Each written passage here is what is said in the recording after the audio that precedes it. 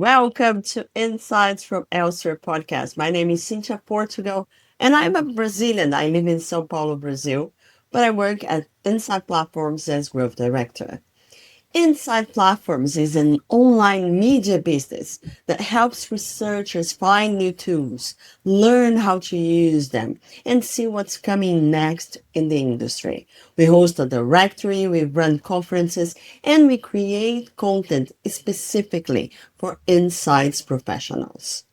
And we created this podcast to understand how inside professionals from Latin, Asia, Africa, and elsewhere, apart from the big markets like North America and Western Europe, how they work, how they are doing research, what's their experience with technology, how they influence back their headquarters, and we want to understand the local nuances that make this country special.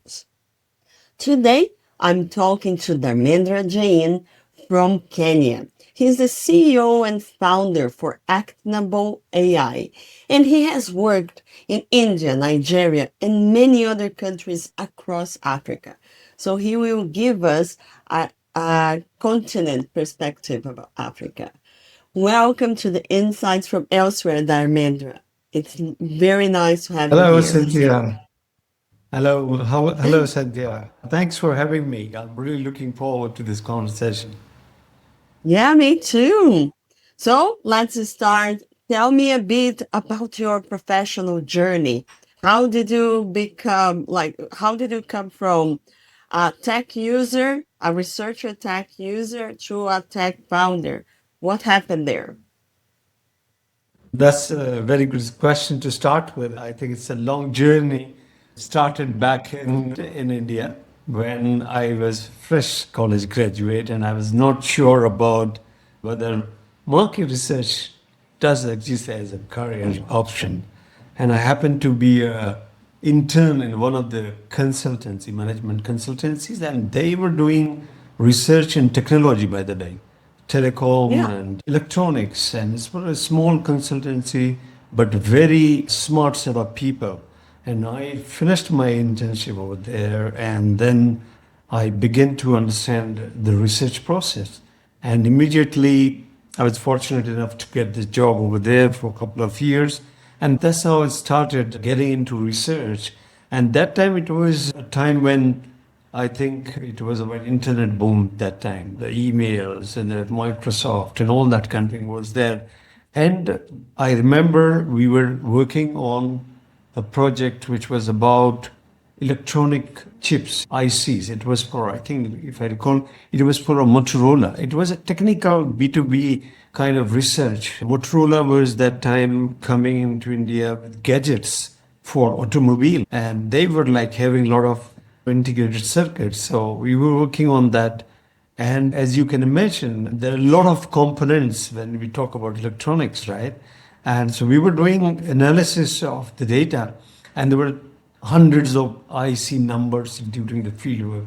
And my hands got into the Microsoft Excel, and I suggested my boss that we must use Excel for this kind of analysis. And that's the very first time I got a taste of how technology can help when you are dealing with some of numbers and all that. I think that was the starting, but to be honest, I was not very sure that time in point that I will continue as a researcher. But eventually I got break with MRB, and MRB as data analysis executive, I was introduced to the advanced tracking program. It was about brand dynamics, all that. But I think all that while, my approach was more solutioning, like how I can write a program or piece of code or macro to just do things quickly. I think that's how the starting, I would say, in terms of solutioning mindset. Eventually, that continued to another, which I had with NFO World Group that point in time. Eventually, it became TNS and then Cantor, and I was heading Indian Readership Survey. It was the largest conducted survey. I think it was around 240,000 sample size.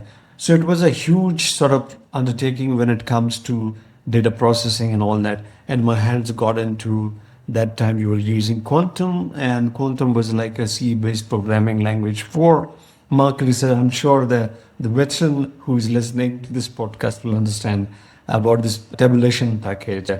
And I started loving that. I started exploring the coding side of it, not only just tabulation. And we handled this huge project. Then eventually continued to my next step, which is about Nigeria. And there was number of issues about data quality. And so I was writing a lot of, you can say, custom code within Yeah. Quantum to to either do the data validation program or checking program and all that. So all this while my role, my like a job required me to do something about something, which is normally in market research languages like operational challenges or constraints, and or whether it's a time or speed or quality. And I kept looking for solutioning that. And that's how over the period I got into AI, and let's use AI for data quality. For example, I remember presenting a very first paper in Spain 2019, and it was about solving data quality issues using AI. It was not even as famous as AI is today. And so, yes, that's how my researcher starting point and journey took slowly and eventually took a shape of a tech solution provider within the domain of market research. And here I am with Actnable AI, which is all about bringing technology, AI into market research in a very native workflow manner rather than just purely from a tooling perspective. So you've worked all across Africa and also India. When foreign people, international companies say African market, what are the important differences that disappear when you put everything together? When people are looking Africa from outside, not to blame anyone particularly, but that's how I think we media portray the image outside of Africa, right? And what I heard is most of the international images like, yeah, Africa as one place, and it's all about challenges, constraint, poverty, and all that kind of stuff. And some people also think that in Africa, even we are still living like 20, 30 years back in time. I think so. That's where the stereotyping, I would say, stereotypes takes over. And that is very true still in some of the cases, whether it is market research, global versus local, regional, and all that. I believe that they still default is this is how Africa is. Like, here is the solution. Let's go for and roll it out over there. As if it is one place, it is one culture, it's one language, and one set of people. I believe that is the common misconception about this place. And it has this is quite diverse. If you look at the continent size, it is by far the largest continent. It can take the geographies of some of the other continents, and the population is 1.3 billion, I believe, and 54 countries. So if you look at the statistics of continent, it's really quite large, diverse, and quite variation in terms of like from South Africa to North Africa in terms of how culture, religions, and all that. It really shapes differently. So I think the common difference is people do think that it's just one, it's just one solution going for that, and they don't understand the variation, the diversity, the nuance, and how that's going to play. And one market perhaps could be entirely different than the other one, right? And that, like for example, when I was in Nigeria, I think more than the research, the challenge was the infrastructure. Of course, that was 10 years before. I hope that situation really get improved by now. But that time, for us to conduct any survey or any field work, the one thing which we'll have to just ensure that we do have enough power and generator sets to ensure that the field work takes place or the briefing takes place. So I think if someone who is in outside Africa, for that person planning setting up a job, let's say field work or field briefing, it is a matter of just organizing the venue and calling everyone and just do it, man. What is the issue? But it is not as straightforward as it sounds when you are in that particular place. And at the same time, When you talk about East Africa, thankfully, the power energy situation is much better with this side. We enjoyed that uninterrupted almost. And here it's a matter of just planning and logistically. Once you are done, you are like on with it, right? So those are the, I think, the nuances which other people will not understand why it will not be as simple as that. I remember one more thing. When I, very first time when I came to Africa, I was coming from the environment which was far more fast paced. I was working in Mumbai for an outsourcing company, for market research outsourcing company. And the client we were serving that time was based out of US. So the pace and the work processes, tools, everything was really sophisticated at that time. And we were working almost like a very, like a huge sense of urgency. But when I moved to Nigeria, everything was relaxed over there. Everything was, there's no problem if things get day or 2 days, 3 days delayed. It's okay. People say, come down. And I was like wondering how things are working over here. So I think this is a cultural element as well, which is very difficult for an outsider to understand and appreciate in the same way when you are in the marketplace. Yeah, so those are the things which I would say people don't really get very well until you are there. When I was working in the agency in Brazil, and then I went to RI in London. And in Brazil, we had to check a lot of things because fieldwork was all face to face. It was like 2003, 2002, something like that. And it was like the process of getting the interviews conducted, checked, and everything in place to then type all the questionnaires because it was like done in pen and paper at the time. It was long, so our timelines in terms of project management were a bit different. Then when I sat down in London to do the same work, cover the whole project from start to finish to presentation, I was like, okay, you have this thing that just speaks a PowerPoint thing. I just have to write the titles. Oh, you don't check the fieldwork after you do the interviews?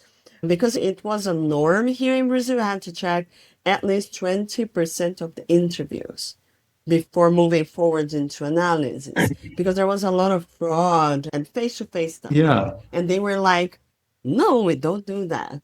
And I was like, okay, I stepped into a completely different world. I would have to learn this new thing. It was a completely different way to operate. I, And I that's can relate fine. with I can relate with that point, and it's one of the questions asked very early in my career when I was in Africa. What is the biggest challenges?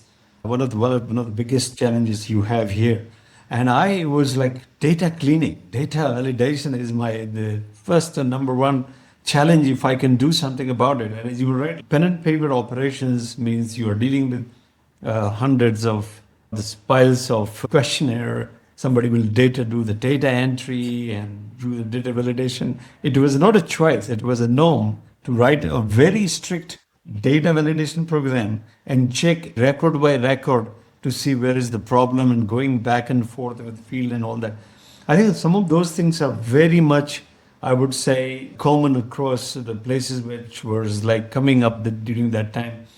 When we talk about moving from one type of work, which is the norm like pen and paper, and moving to electronic data collection, I think it was not easy. It took almost 3 years for people to get convinced that you can collect data on a tablet or a phone. Because even though we were talking about speed element and data cleaning will be far more, data quality will be far more better because it's embedded checks and everything. People do understand, client do understand all the benefits, but the behavior element was very difficult. That why? Because when you do pen and paper, you do it's a matter of printing the questionnaire and sending people to the field, and you get your field work started, and client is happy. However, when you talk about electronic data collection or CAPI for that matter, or online, you have to script first. So the question used to come, oh, my client is complaining because It's been 3 days, we've finalized the questionnaire, but you have not started the fieldwork. I said, how can that be started unless you finish the scripting? And that's the biggest behavioral aspect we had to deal with. Eventually it worked, and now I'm sure everywhere it's happy. But one of those things which comes out really from a very cultural, human, and the surrounding side of it. I lived through all those differences, like going from pen and paper to tablets and notebooks and whatever, and now completely online. So, yeah, it's a huge thing. And it took a while. I remember doing a lot of the same research, but with the two methodologies at the same time to prove that it would work because clients wouldn't accept the Oh, online version. yes. So I had to do the same project, one Side by side. offline and the other one online to show them what were the differences in the types of answers, in what they were going to get and everything.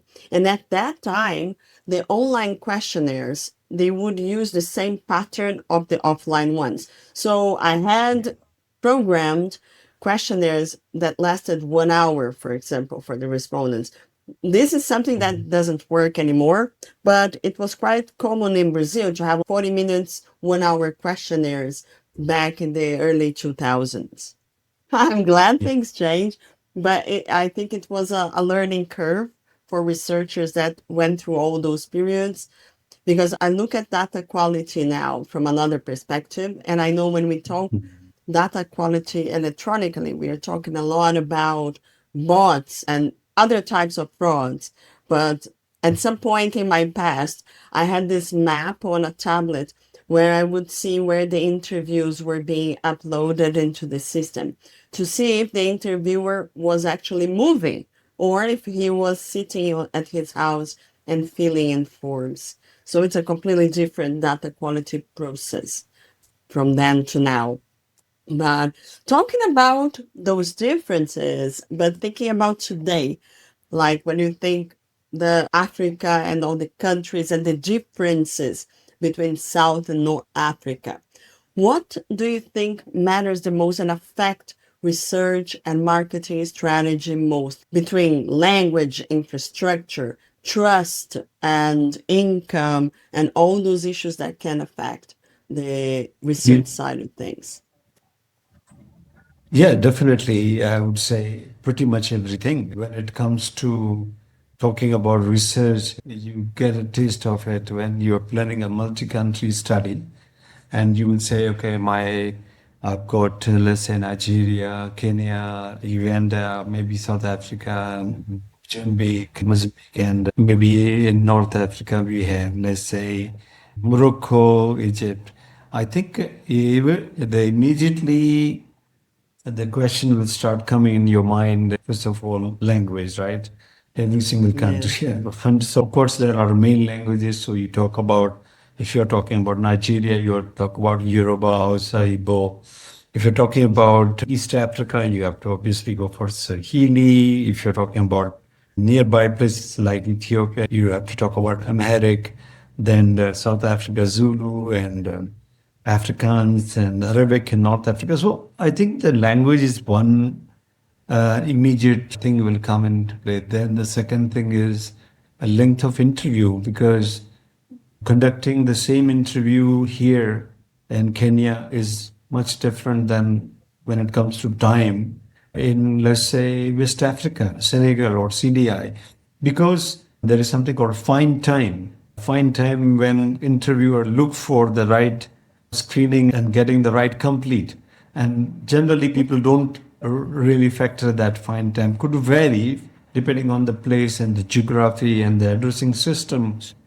It's completely different dynamics altogether. And the other thing which really affect, which I've seen personally, is transportation, which is not same everywhere. And most of the African places, I don't see we have a very fantastic public transport system. Unlike in developed market, you just take a tube and take a metro and quickly get to your location, field location. I think that's another thing which we need to talk about, transportation infrastructure. Then if we immediately all these are related with when you're talking about the interviewer has to cross a couple of stops. Then we're talking about the cost element. Cost is also a function of what is available, what is not available, how much you spend for the same distance. So any research piece is hugely depending on the place itself. Where are you feeling it? So even today, I remember a couple of weeks we were working on an RFQ and we were quoting for, I think it was Mozambique and one more market. And the quotation, the CPI we have got, completely different than each other. It was not, although the length of interview claimed same, but it was different and it was very hard to explain this to the client. Because the market is different, you still go with the very old way of like, who is the supplier, is trustworthy, then what about the LOI? Then you'd say, okay, what is the sampling point we are talking about and how much this is going to take in terms of incidence and all that. Answer your question, in Africa, I think still while we are collecting data electronically, which is a great sort of next step, we are not yet there in terms of online. Globally, online is around 80%, but in Africa, I would say it's the other way around.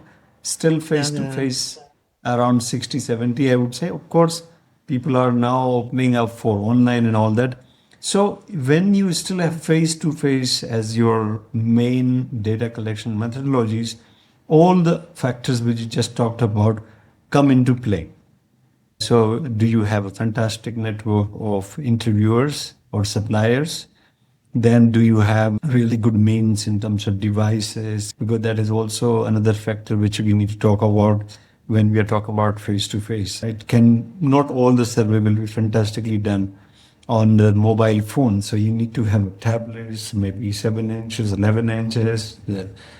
And then offline factor is there. Internet connectivity might be challenges in some places. So again, there's another factor nowadays. We need to see where you have 5G, where you don't have 5G. In some places it is, yes, good, you can do and do speedily. And we can sync your records. Again, when we talk about people outside, or maybe let's say your client is a leading multinational brand having headquarters in London, and they're saying, oh, can we have multi-country research in Africa? Let's do it. And they'll say, oh, can you perhaps turn around in 1 week turnaround time? Why West Africa or Nigeria or any other country taking 2 weeks?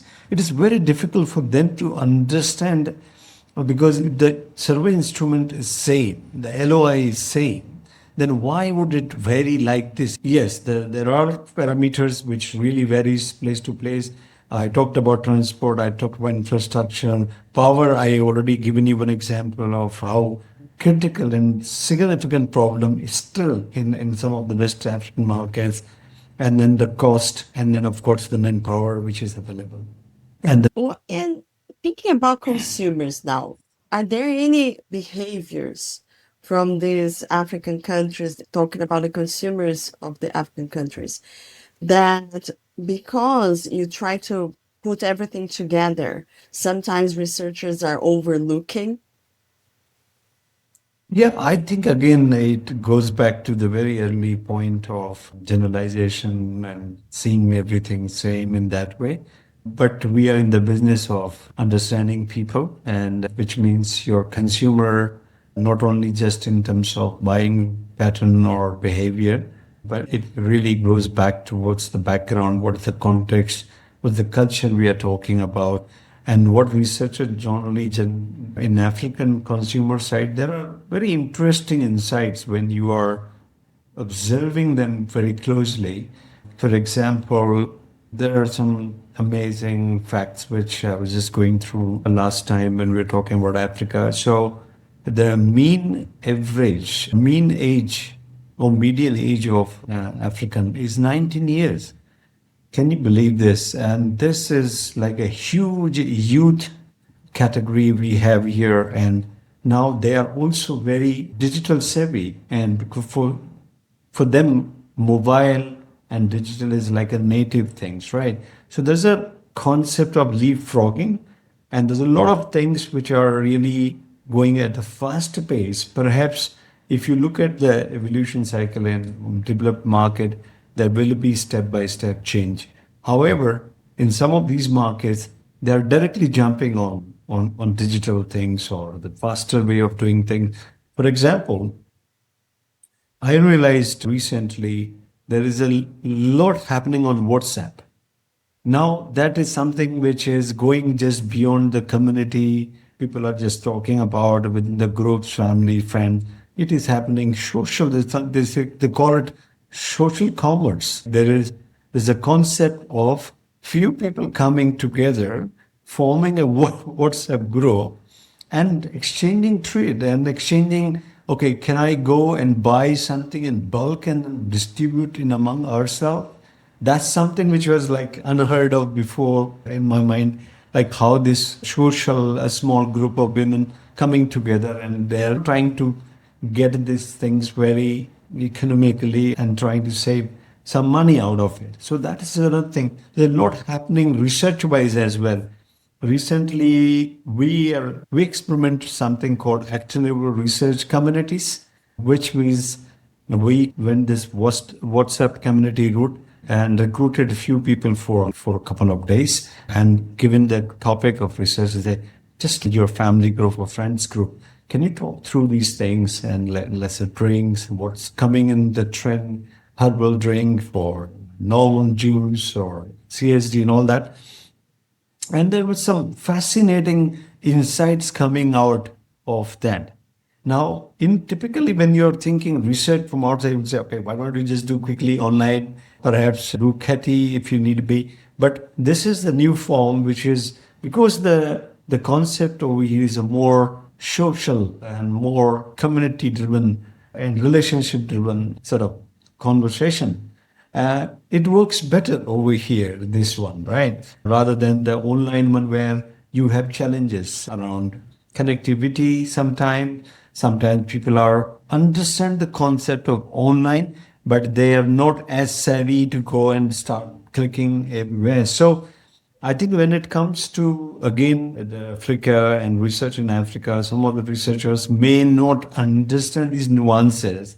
And I think they missed and judged the consumer in a very standard, typical way of that one. So in my mind, there's a lot in detail. And when you are here as a consumer, you need to understand what is driving and what is their pain points. Like, for example, I talked about the WhatsApp community, and major reason behind that was the cost thing, because everything is under this pressure, inflation, and everything. Everybody's under pressure to really save some bucks out there. So, yeah, I think that is what I would say. That there's a lot in details when it comes to. Because language is often an important bulk of the differences when we talk about elsewhere and the big markets that speak English. So, what is the context in Africa about language, and what happens when AI faces these dialects, different languages, code switching, slangs that mean something in one place and that don't have a direct reference in English, and even the mixed languages? How does it work? Yeah, it's again very good question, because when we talked about the early success of AI, when we talk about AI in market research, I think the text based, NLP based, language based, those are the areas where anybody jumped on it, right? Started Yep. using translation, transcriptions, and started just as a matter of just using AI to do that transcription. But I will give you one of our an own example over here. Actnable has a solution as one of the offers, and in which we have around 132 languages translation you can do, out of which around 30 African languages. And we conducted few real tests. Let's say, for example, we did Swahili, we did Afrikaans, we did Yoruba, and was that Ga or Tui in Ghanaian languages as well. And we realized that in different, there are tiers of languages. Tier one, like most often or most spoken languages like English, French, Spanish, Arabic. The quality is generally really good. I would say 90%, 90, 95% plus. Then you go to the second tier of languages, which are perhaps the main languages of the country, like Swahili, Yoruba, and Afrikaans. 70 to 80% there will be correct accuracy. Then you have low languages which are less in usage and less data available for them to get trained and all that. The percentage of accuracy is low.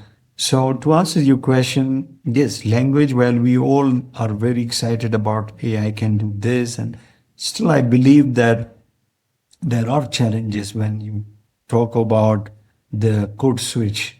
I think the code switch has been a recent buzzword, and many people are actually very happy that when a speaker switch the language when they're talking, AI can pick it up, which is fine. I think it's really doing good job, but it will still be, I would say, limited because slang, like we have a local version called Sheng in Swahili, where it gets more than just standard Swahili, and AI don't generally don't understand this. So there is a need for us to review as a human in the loop. Number one. Number two is even though it is perfectly translated, still from a research context and the qualitative or how we do the interpretation of the same word in different places. Somebody gave me the example of there are, I don't know how many types of Arabic within the Arab world. So the Arabic you are speaking in Morocco, the same word have a different meaning in Egypt and other places. So even though dictionary wise it is the right translation, it does not mean as a researcher you would accept that. Therefore, we talk about human in the loop, we talk about nuance, we talk about cultural imperatives. And I think as a researcher, we should not take anything 100%. We should question that. We should really look at that and see how we can ensure that we don't lose that, the essence of what has been communicated through the language. Absolutely. In Nigeria, you built a field management system because something was not working there, right? What was going wrong? As I told, I come from the data analytics side, data processing side. So one day my boss that time walked up to me and said, you know what, I'm tired of the issues in field. Can you take care of that? And I said, no, I'm a DP guy. I don't know field work. I don't know how I can handle it. So he said, but I want you to handle that. There are a lot of issues there. And that's where I said, okay, if it is asked, then I'll accept the challenge. And coming from the technology, not really very, I would say tech is tech, but more from data and solutioning side, my rescue was about what can I do? Can I develop a tool around it so that I can see? And the issues were, as you can imagine, and we talked about that pen and paper days, and the issues was interviewer fraud and quality issues, payment not receiving on time, skipping few questions, almost like a some nightmarish kind of experiences. And some of the clients were really not happy with what's happening there. So my thinking was, can I develop a system which is a quite integrated kind of platform, which not only just monitor the field work, but right from project management to assignment to looking at where, as you were saying in one of your things you shared, that you were able to see where the interviewer is currently, where he's collecting the data. I think that time technology was a bit more advanced. We had Google Maps, we could embed. And so the idea was to really bring everything together, do it everything systematically, whether it is project allocation, monitoring, quality. So quality control was a challenge, as I was Yeah. saying. So we connected the data records with some of the KPIs to flag that. So we came up with in the same system. And finally, the one aspect which nobody talked about, the correlation between the timely payment to the interviewer and the quality of the survey. Everybody was almost talking about, oh, do the good training, make sure that you do the field work observation correctly. I can tell you more than that, paying on time is far more Oh, a positive impact on the quality than anything else. And we realized that in one of the surveys. So what we brought a payment module within the field management system. So this field management system was like, for me, is out of my fear, you can say, to survive in my new role and reliance on the technology. And my techie brain was saying that if everything is connected and well organized, and if I can monitor, I would give a less chance for anybody to any mischief on this one. And that's how field management system came up. And that was just an idea. And one of the college graduate passed and he came to us and said, can we have some kind of project? And I said, it's a great opportunity to use this young talent and then put my ideas into it. And then it took a couple of years to really, and then the field management system became a way of life. I think it really worked very well and solved a lot of problems for us that this time. is great. Yeah, in your last webinar with us, you talked that the imperfect conditions become the catalyst for innovation, right? When do you think the constraints actually inspire innovation? Yeah, I think the example of field management system is a perfect example when you are challenged with some of the things around you when you think of coming up with something, right? That was not a solution given that time or it was available to you. You came out because you were thinking, what can I do about it? I think so. That's a good example of any constraints, any challenges or limiting factors make you think more. And I was giving, I think there is another great example I will give. So, as you see that behavioral science and emotion analytics is been there in the research for a while. When we talk about creative testing, when we talk about anything which has got to do with product test, concept test, and you know how emotions analytics can work. But having that in Africa was a challenge because of the gadgets not available and all that. Even though they are available, but then the respondent themselves may not be as switched on to follow those instructions in the correct way. And we were having that as an opportunity. So what we did is that can we do a hybrid approach? So we used laptops in a very CLT kind of environment. So while Neuro AI is available through internet cloud-based platform, but then Yeah.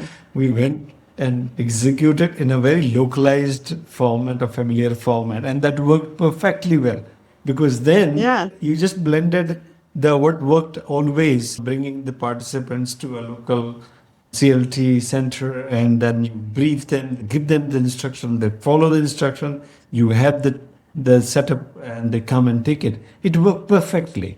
And there was another challenge around this particular example because client wanted the three countries in 2 days. If you go with the normal approach which you would have taken in any other places, it would have taken really 7 days or 6 days at least.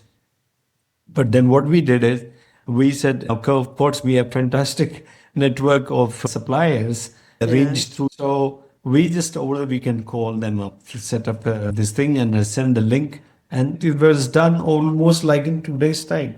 So these are conditions which sometimes are not present elsewhere. You will have to think, oh, what is the challenge? Not the really participants, the challenge or the infrastructure, but getting them understand is a challenge. And therefore you will come up with something around that. And so I think that's to say catalyst because it makes you think. There's no choice. You have to come up with something on that. And that's where the innovation and creativity like field management system, now we developed that field management system into a properly available tool for any market research agencies. Now this is a brainchild of this place and available for any market research agency in the world. Thinking about like how the African research companies use AI and even the client side we use AI today. How do you think it is compared to other countries that you've seen around? What's the Well, usage I of would AI? say, yeah, AI, of course, in Africa, if you talk about mostly all market research agency claim that they use AI, and I believe they use it because any use of AI is AI usage, right? So if somebody is Yes, using ChatGPT, that will also be classified as I'm using AI for that one. I think that's if you true. go by that definition of AI usage, then yes, 100% everybody's using AI, maybe 1 or 2% not. I think Yes. we are in that stage where it has passed through the euphoria or hype and to some kind of actual usage Yeah. whereby you can say confidently that AI, particularly in qual AI, I would say a qualitative research, AI is now become like a mainstream thing. People started using AI for transcription, for and writing all those kind of reports and everything. So yes, there is a visible sort of adoption, you can say. But I would class from my own personal perspective, it's still a very early stage, I would say. People are not going beyond chatting, beyond using ChatGPT for all kind, maybe meeting notes and maybe just translation and all that. The real of AI yet to be seen in terms of methodological innovation, or, for example, how one can actually come up with the altogether new concept or new product innovation life cycle through driven by AI. Although people were talking about that, so there's a lot of conversations happening in the scene when you look at the conference scene or the thought leadership space. When it comes to reality, I would say the usage is in a very nascent stage. Still, people are a bit holding up, going full-fledgedly on the AI driven side of it. I was talking about synthetic data at one of the conferences over here. There are clearly the audience is divided into that, and I think that is the Yes. scene everywhere else as well. So to answer your question, AI is there, but in a very early stage right now. There are some clients who are opening up, but there are certain clients where strict policy no AI, and so there is also a kind of fear and also lack of awareness when it comes to data privacy and data security and all that kind of stuff. People somehow not very clear when they use AI, what will happen to their data. There are both the sides of it. There are people who are actually being a little bit ignorant to this and going to ChatGPT and all freely available apps and really uploading client data, I would say, and without realizing it. And there are people who are extra careful, they are not even opening up. So I think there is a need for a lot of awareness, a clarity in how systematically one should really adopt AI through a proper strategic way, where right from understanding the pros and cons, pitfalls, ensuring that you have the policy in place, data governance side of it, the people training side of it, so they know what is okay, what is not okay, and all that. So I think we have yet to get there where AI can be adopted as a in new ways of working, and people make an effort on a corporate level where it goes through the different cycles of adoption. Normally, I see this a lot, like seeing a lot of demos and stuff. The global companies claiming they can work everywhere and all their products can be localized very easily. But most of the times, I think it's more of a language thing. They can be translated into, I don't know, 70 languages. But that is different from really working and localizing. As we were talking before, there are a lot of other constraints to working everywhere. Do you have any examples of how those companies don't work properly, like everywhere in Africa or anything? Anything that Yeah, they so still have to solve? yeah, so that's how any global platform will plan to expand their presence in local market. They can just introduce, oh, we can handle translation, transcription in 70 languages. I think localization is all about how native workflow you adopted. One of the reasons we came up with this actionable approach is we wanted to develop solutions which are very market research, African ways of working, how work or how job flows from step one to step two to step three. And that is the, I would say, the real localization. I'll give you an example. So we have our platform called Actnable One, and in that we have one of the services called Qual AI. Now, qualitative AI in Africa is also functional where the research is going to take place. And you need to recruit the participants. And participants recruitment is one thing, and then getting this language sorted is another thing. While we talked about AI can do the translation, but we want the native speaker to do the transcription and check that. So in our platform, we introduce something called recruitment. And when you click on that recruitment button, a formal request will go to a supplier in that particular market.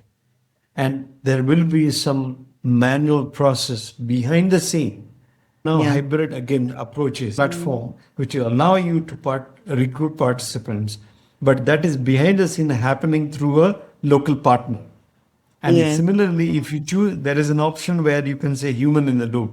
I want this particular output to be reviewed by a native speaker of that language. Then once you select that option, again the request will go to the offline network, and then somebody will pick it up from there. So this is one example I would say when you talk about localization, where you do not change the ways of working in a way where it becomes a foreign concept for someone to oh I can so for last 10 years I've been working this way. Now you are asking me tomorrow to work the other way. And that's where the big platforms fail, because they expect everyone to follow the same ways of working and same workflow. And workflow is not same, even the process, even by and large research is same. I think we talked about, there was a report I think last year, and it was hugely talked and debated, MIT report, where they were saying 95% of AI projects get failed and all that, and people are saying, Yeah. oh, AI is all excitement, and they got stuck in pilot, and 90% of the companies are still doing piloting and they're failing. Nobody's really adopting AI, and there's a huge backlash on that one. But I think people, I'm sure as the AI maturity is coming up, people will understand it is not different than any other technology evolution happened in the past. It takes time to get diffused until it becomes a way of life. And that will only happen when you do not change, you force change, or rather technology becomes the way of life. I think that's where we are in the AI case also. We are getting there where certain things are working, certain things are not working, and the alternatives or the workaround being come with a more aligned way of AI, and therefore people are jumping on that way.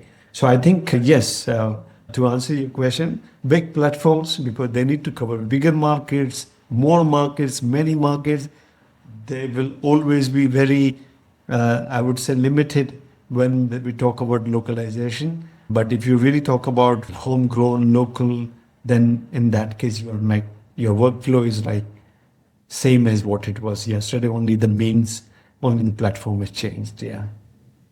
This week, I faced this issue with a global platform in Brazil. I introduced the platform to a client, and two things: the platform wasn't ready to get money paid in our currency, the Brazilian reais. So the payment was in dollars or credit card. And most companies won't accept this because it can constitute fraud, and we also have the fluctuation of the currency and everything. So they couldn't do business in the end, and it was a shame because it would be great for the Mhm. company. But and I remember facing this same challenge in 2018, when I was working at JD, I was trying to purchase a product, a specific product, and it was really cheap, like it was $1,000. But because it was dollars or credit card, we couldn't purchase it, and that's it. We couldn't use the product. Do you have these kind of constraints in Africa as well? Yeah, yeah. You just reminded me one of my experiences in Nigeria. We were talking with one of our prospective client about the subscription for our platform, and they were sorry. So they were saying that I cannot pay you in USD because of forex issues over here and the kind of challenges we have. There was a time when I think they also there was no dollar available in the country, and people were who were into international business. They were really very limited in terms of what they can do, what they cannot do it. And then one of our clients were offering, checking rather, can they pay in local currency? And those challenges are so real over here. And when actual research will take backseat and the other issues available due to macroeconomic or other political issues or issues around in general in society takes the front seat. And then you said, oh my goodness, I was thinking that research is same everywhere. It should be a straightforward thing, but you're very right. As simple as paying $1,000 to a person in within country is a challenge in some places.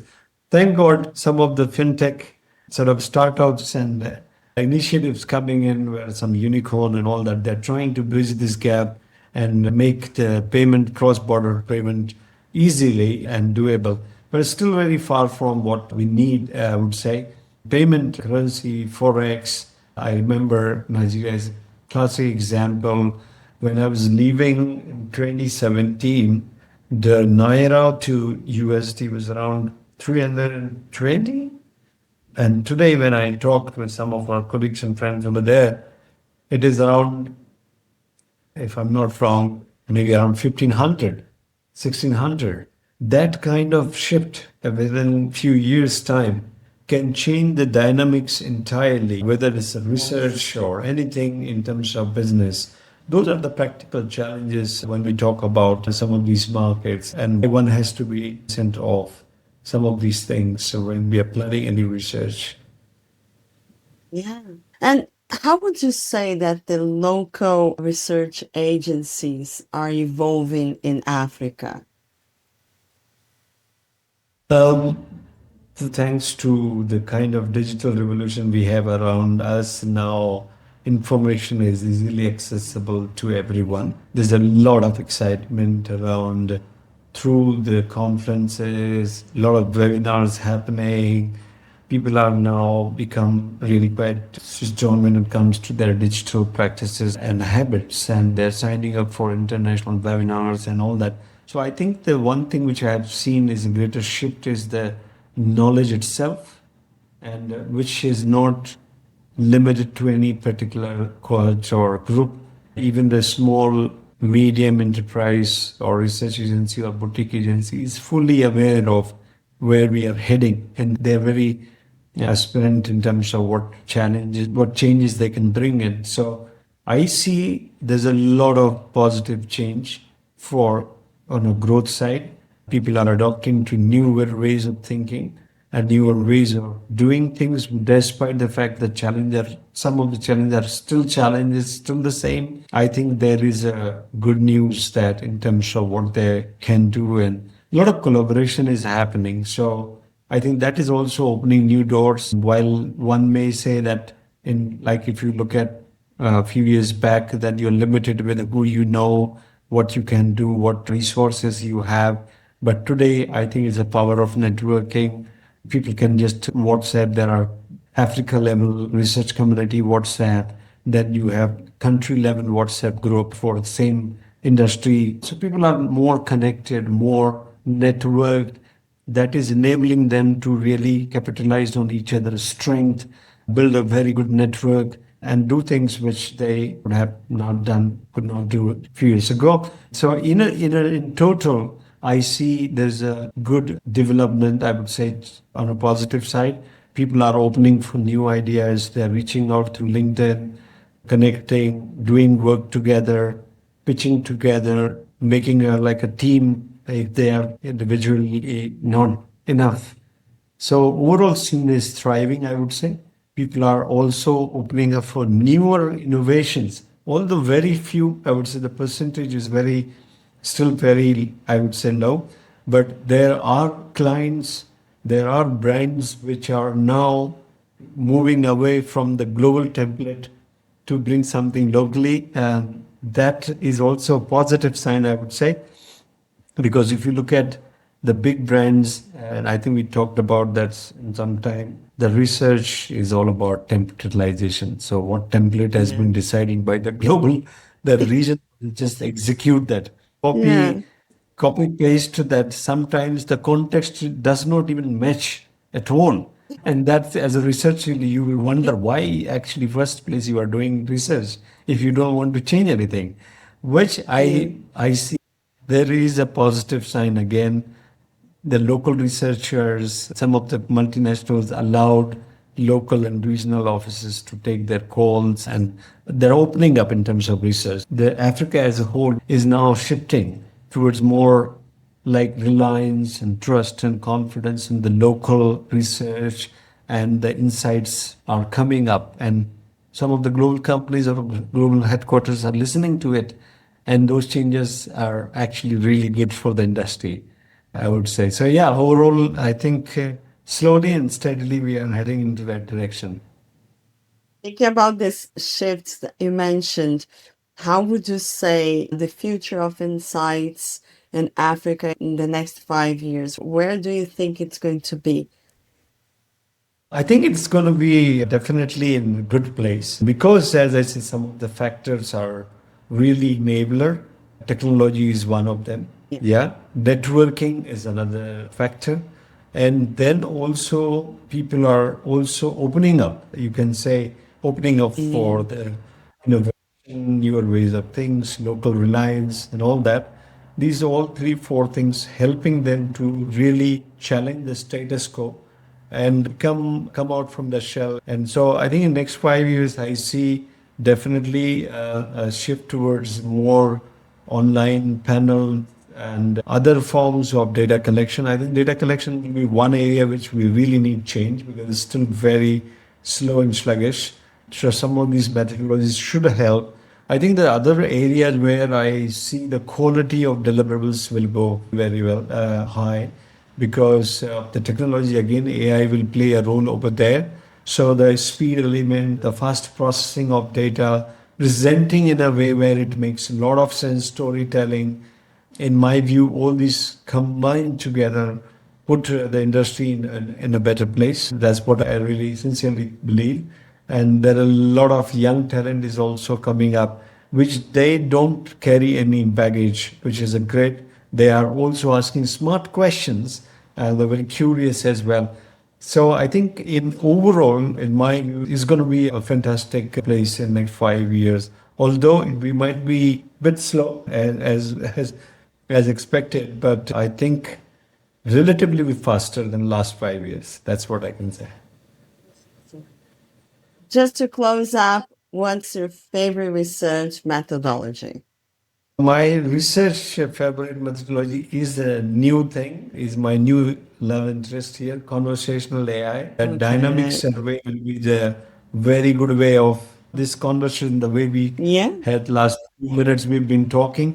It really brings out the real insight. So if survey moves from a very rigid question answer based or fixed, very rigid approach to open and flexible conversational style, I think we will do a better job of insight. My favorite is AI powered conversational AI based survey. Yeah. What is an AI hype that everyone is talking about, but you don't think it's necessarily cool? Yeah, hype is that there's a lot of hype around AI can do fantastic, generate content of video, image, and all realistic, almost like everything and concept and all. But I think people are overdoing that. that is killing the essence of the true sort of beauty of your presentation and storytelling. I think that is not cool. People are opting for the AI where you don't need AI. I think that kind of balancing will help. So for me, you don't need a hammer for everything. You don't use AI as hammer. That's true. And one piece of advice for newcomers to the industry.